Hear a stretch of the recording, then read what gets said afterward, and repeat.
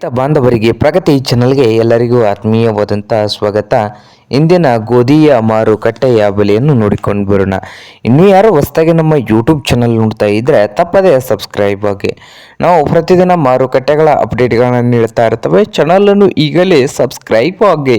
ಇಂದು ಗೋಧಿಯ ಮಾರುಕಟ್ಟೆಯ ಬೆಲೆ ನೋಡೋದಾದರೆ ಇಂದು ಬಾಗಲಕೋಟೆಯಲ್ಲಿ 3,000ದಿಂದ 3,800 3,000ದಿಂದ 3,800 ಬಾಗಲಕೋಟೆ ಮಾರ್ಕೆಟ್ಗಳಲ್ಲಿ ಒಂದು ಕ್ವಿಂಟಲ್ ಗೋಧಿಯ ಬೆಲೆಯನ್ನು ಹೊಂದಿದೆ.